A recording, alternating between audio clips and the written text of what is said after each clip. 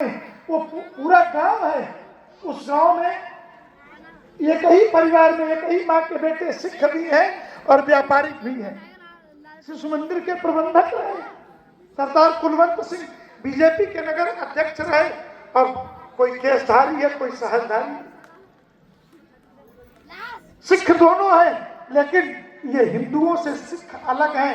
इसके अंतर्गत ये जो रचना की गई खालिस्तान के निर्माण की, कि खालिस्तान उनका दुखता रग है, बांग्लादेश को हमने तोड़ा, ये दुखता रग है।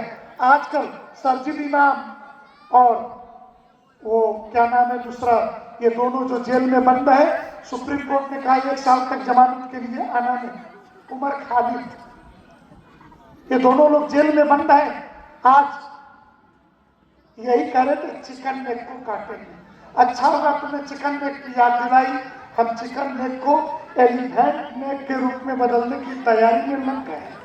क्या वो गर्दन पतली न रहे, गर्दन मोटी हो जाए और चटगांव तक समुद्र का तट हिंदुस्तान का हिस्सा बने, उस योजना को अमल में लाने पर हिंदुस्तान लग गया। उसी इलाके में सेना के बेस बनाने भारत ने शुरू कर दिए हैं। काश सोचिए, अगर स्वयंसेवक प्रधानमंत्री नहीं होता, स्वयंसेवक गृह मंत्री नहीं होता, तो क्या ये योजना आती? रोहिंग्या बांग्लादेशियों को निकालने एनआरसी के नाम पर देश में इतने दंगा किए कि हुआ कि ठीक है तो भारतीय मतदाता ही भारत में वोट डालेगा ना, इसके बहाने एसआईआर करा दिया। अब एसआईआर कराने में बंगाल के अंदर मोहल्ले खाली हो गए। आप विश्वास करेंगे, जिन मोहल्लों में 2 लाख लोग रहते थे, जिस नगर में, उस नगर में वोटर नहीं मिल रहे। तो ये बदलाव इस कारण है कि राष्ट्रीय स्वयंसेवक संघ की स्पष्ट विचारधारा अगर सत्ता के सिंहासन पर दिखी तो ये देश के बदलाव आने शुरू हुए। आज देश मजबूत परिस्थितियों में है, पलटवार करने की स्थिति में है। और जो लोग कल तक कह रहे थे कि नरेंद्र मोदी नहीं सरेंडर मोदी, आज उसी अमेरिका के व्यापार सचिव ने कहा कि हमारा व्यापारिक समझौता तो हो गया था, नरेंद्र मोदी जी को ट्रंप को फोन करना था और मोदी जी ने फोन नहीं किया। ये है राष्ट्र का गौरव, राष्ट्र का स्वाभिमान। नहीं करेंगे फोन, घुटनों के बल बैठोगे, क्योंकि 140 करोड़ का बाजार हमारे पास है।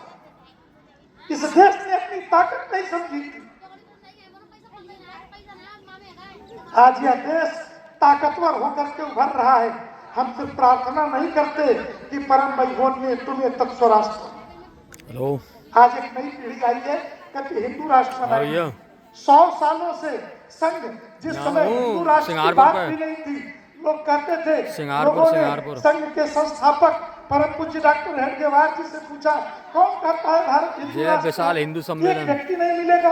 मैं डॉक्टर केशव राव बलराम राव हेडगेवार चाचा गए तो काम पे कहता हूँ कि भारत हिंदू राष्ट्र है। चाचा ही धज्जियां उड़ा दूंगा सारे। इस्लाम और क्रिश्चियनिटी के किसी किताब के अंदर आप हिंदुस्तान के किसी जमीन के हिस्से में आप इसकी वंदना नहीं लिख सकते। लेकिन हमारे शास्त्र पुराण गायन सेवा किल गीत गानी धन्यास्तुते भारत भूमि भागे स्वर्ग से